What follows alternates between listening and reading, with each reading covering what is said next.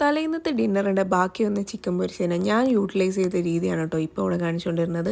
ഈ തേങ്ങാപ്പാൽ കിടന്ന് തിളതിളാ വേറൊന്നുമല്ല, അത് തന്നെ നമ്മുടെ കണ്ണൂർക്കാരുടെ സ്വന്തം കുഞ്ഞിപ്പത്തൽ. സംഭവം ഉണ്ടാക്കാൻ തുടങ്ങി ഏകദേശം ഈ ഒരു സ്റ്റെപ്പിൽ എത്തിക്കഴിഞ്ഞപ്പോഴാണ് കേട്ടോ. എന്നാൽ പിന്നെ അത് എന്തുകൊണ്ട് വീഡിയോ എടുത്തിട്ടുകൂടാന്ന് എനിക്ക് തോന്നിയത്.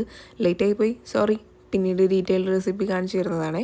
അപ്പോൾ നമുക്കതിന് വേണ്ടിയിട്ട് ചിക്കൻ കറി ഉണ്ടാക്കണമല്ലോ. അപ്പോൾ അതിന് വേണ്ടിയിട്ട് നീളത്തിലരിഞ്ഞൊരു സവാള നമ്മുടെ വെളിച്ചെണ്ണയിലിട്ട് നന്നായിട്ടൊന്ന് വഴറ്റിയെടുക്കണം. പെട്ടെന്ന് വഴന്ന് കിട്ടുകയാണെങ്കിൽ വേഗം കുറച്ച് ഉപ്പ് അങ്ങോട്ട് വാരി ഉതറി കൊടുക്കുക. സവാളയെ നന്നായിട്ട് വഴറ്റി അങ്ങോട്ട് തളർത്തിയെടുക്കുമ്പോഴത്തേക്ക് ഇപ്പോഴത്തെ നമ്മുടെ തേങ്ങാപ്പാലും മഞ്ഞൾപ്പൊടിയിലും കിടന്ന് കുറുകി വറ്റി വന്ന് നമ്മുടെ പത്തൽ സെറ്റായിട്ട് ഇരിപ്പുണ്ട് കേട്ടോ.